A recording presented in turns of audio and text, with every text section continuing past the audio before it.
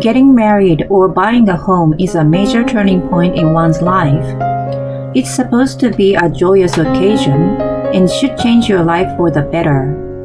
In my case, it was very different. I never dreamed something like that would happen to me. I'm Tracy, 35 years old. I started thinking about marrying my husband Steve about 2 years ago. We had been dating since high school. It was a tumultuous relationship of breaking up and getting back together. Before I knew it, I was already 33 years old. We had been together so long that we were like an old married couple. Although I didn't care much about marriage at that point, I felt dizzy to imagine starting a new relationship if we broke up. I was also afraid to miss the chance of getting married in the future. My parents were eager for me to marry Steve right away. I still contemplated and worried about losing my freedom though.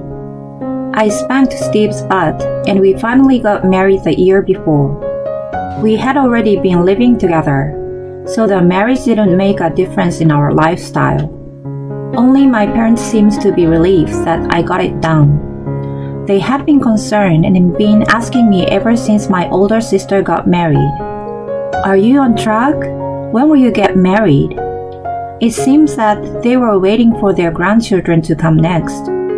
When I saw them talking excitedly about my marriage and grandchildren, I felt pleased to have made them happy. Steve, on the other hand, lost his father several years ago, so his mother, Penny, was his only family. She lived just a 5 minutes drive from our house, but I hardly ever saw her. The reason was simple. I didn't like her much. My parents were rather mild-mannered and soft-spoken. Penny was somewhat sarcastic and harsh. When I went to visit her in high school, she used to say things like, "You are here again?" Once I overheard her telling Steve, "You have bad taste in women." I was quite hurt back then, but it never occurred to me to break up with him just because his mother didn't like me. I used to be in my friendliest manner in front of her to be liked. When it was her birthday, I worked hard at my part-time job and bought gifts for her. Regardless, her attitude never changed toward me, so I eventually stopped trying so hard and started to avoid seeing her instead. One day, I received a rare phone call from her. I didn't even have her number saved in my phone, so I didn't know who it was at first. When I answered, I heard her voice. "Hey Tracy, I asked Steve for your number. I want to talk to you about something. Can you come over today?" Although I hadn't spoken to her for a long time, she sounded to be in a good mood.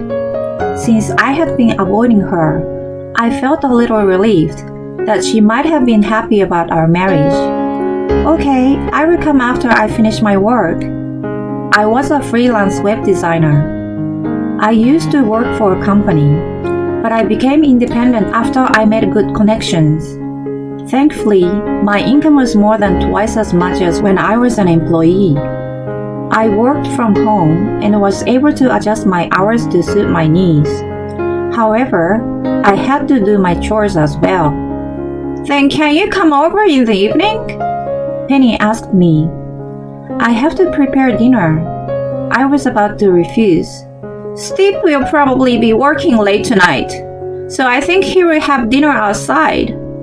I wondered how she knew about it. Was he in frequent contact with her that I just didn't know about? I was surprised. Well, she was his mother and lived alone, so he must have concern about her. I convinced myself with my thoughts. Okay, I will be there around 6 p.m. I promised and hung up the phone. Steve had been coming home late from work. I thought that he might have been visiting her. After all, it's only the two of them in the family, so they must have needed to help each other. I was thinking positively about it. In the end, it was only wishful thinking on my part. A few hours later, "Hi Penny, it's been a while." I greeted her by handing her a box of sweets I bought in the neighborhood. She smiled and tossed it aside without thanking me. Her gesture gave me a bad feeling. I followed her into the living room, feeling a little annoyed. As soon as we sat down on the sofa, "Hey, are you building a house?" she asked me. "Oh, you heard from Steve. I want a bigger workspace, and if we are going to move, we might as well build a house. Nothing concrete has been decided yet." I was a little surprised that she already knew, but Steve was chatty, so he must have mentioned it to her. What she told me next was quite shocking though. "Oh, good. Then it's not too late. Can you make a room for me too? I'm getting old, you know. I feel lonely living alone." That's a bit sudden. It was totally out of the blue. I couldn't immediately give her an answer. "Why not? You're making a lot of money, and Steve too is working. If you could build a 2-story house with separate entrance, we won't see each other much. But if something happened, it's easier to help each other out. If you have a baby, I can babysit. You can continue working as usual." She had the point. If we did have a child in the future, it would have been nice to have someone to help me out. Then I would talk it over with Steve. "Oh, he always knows about it." About living together? I hadn't heard anything from him. "He has already given his approval. Besides, he says your savings will be enough to cover it." "What? No, he hasn't said anything to me. And why should we build a house with my saving? He has been working too." I couldn't help but raise my voice. I was flabbergasted by the unexpected turn of events and wondered how it came to be that way. "Because he hasn't been able to hold down a job for very long and hasn't saved a lot of money. You can pay up first, and I will pay you later when this house sells. I've already gotten a quote from a real estate agent." She was calm, as if she had already made up her mind. "You've already made arrangement to sell the house? Well, I understand what you've said so far. I will talk to Steve, so please wait. I'm leaving now." I left her house and groaned over the situation. Then I took out my phone to call Steve. There was a message from him saying, "I'm going out with my clients, so I don't need dinner." Penny was right. I thought she was closer than me to him. Penny just spoke to me about living together.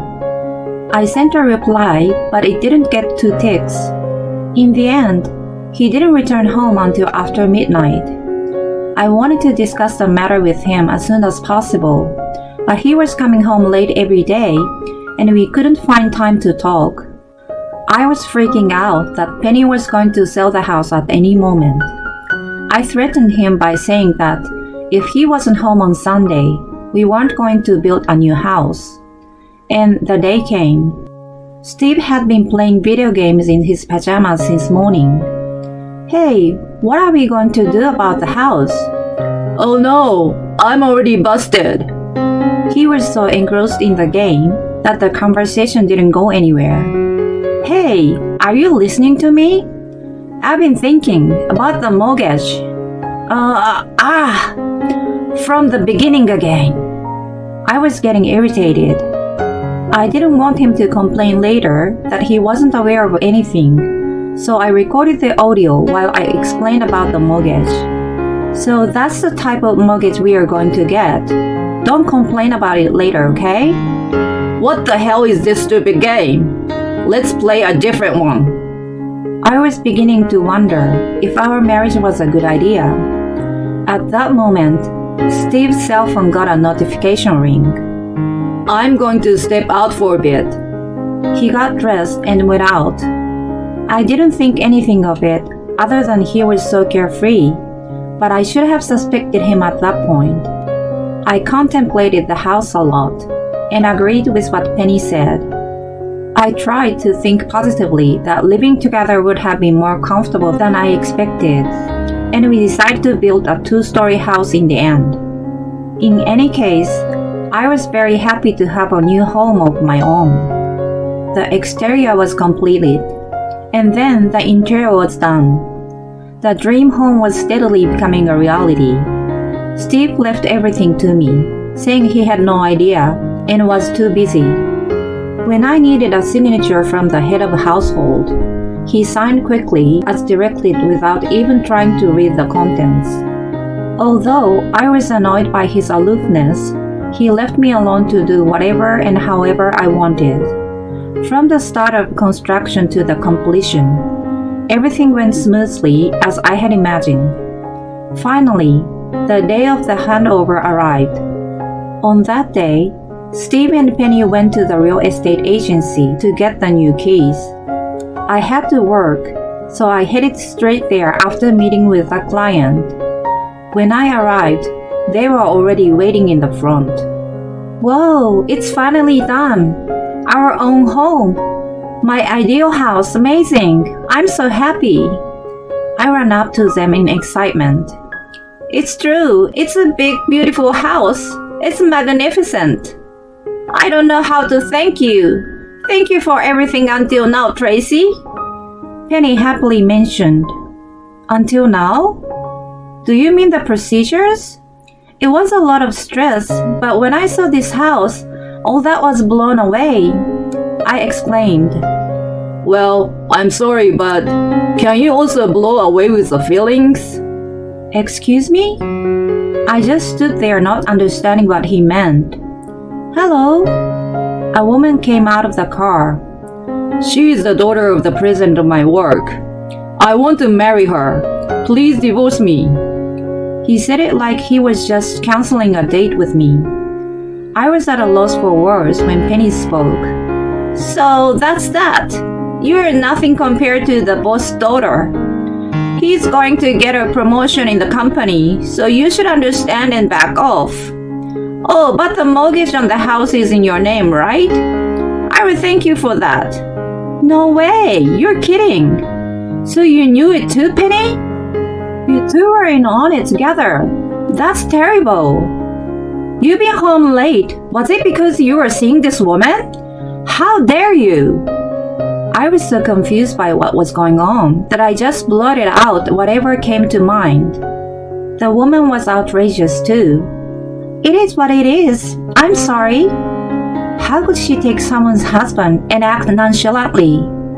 I thought someone would tell me it was a joke, but no one did. I eventually realized that everyone was dead serious, and my blood drained from my face.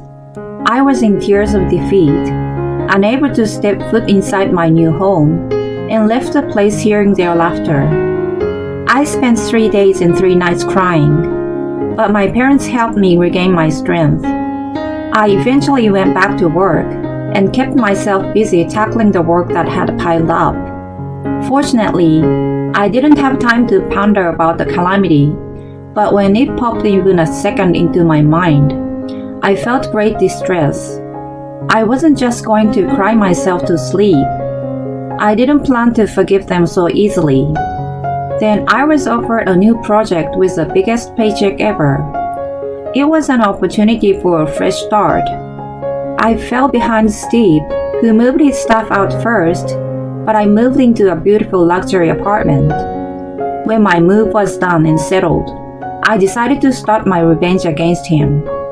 Of course, I wanted to make Penny sorry too. A few days later, I met up with him at the coffee shop and told him that I wanted to settle everything and that I would sign the divorce papers. So, I want you to sign these divorce papers and also the property division and all that. Sign here and here. He signed as he was told without checking anything. When he was done, thank you. Please take care of the rest of the lawn, I cheerfully mentioned. What are you talking about? The mortgage on that house is in your name, right? He smirked. Don't you remember this? I played a recording of me suggesting to get a joint loan while he was playing a game. What's this? I don't remember it. What's a joint loan? Even if he didn't remember, it was clearly on the recording. Besides, You signed the papers yourself. A joint loan is an agreement between a husband and a wife that they will pay the mortgage together. The documents that he signed without reading them also contain an application for the loan. Am I supposed to pay for half of the loan? That's impossible. I couldn't stand his attitude to still try to escape after all he had done. I'm sorry to hear that. You signed the papers just now, didn't you? After what happened, I consulted with the bank I borrowed from and my lawyer. We consolidated the loan into one in your name, since you will continue to live in the house.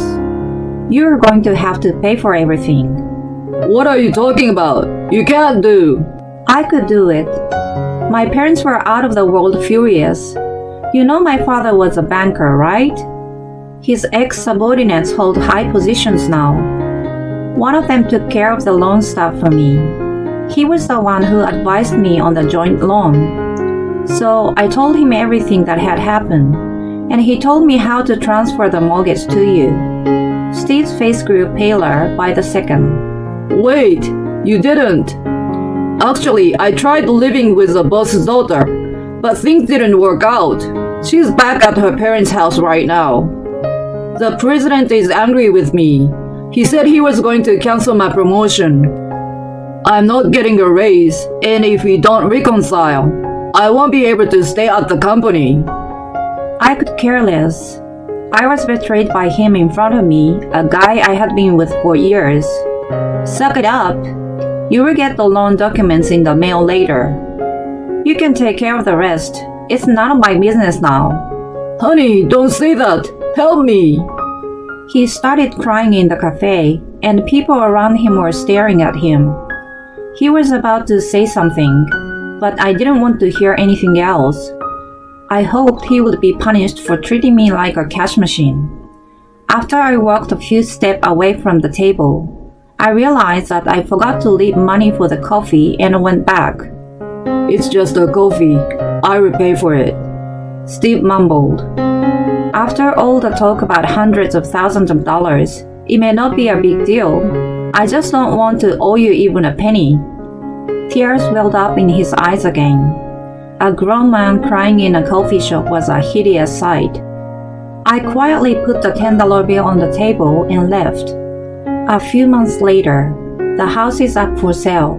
My father has been in contact with his ex-subordinate. I've heard that Steve fell behind on the payments after paying a certain amount from the sale of Penny's house.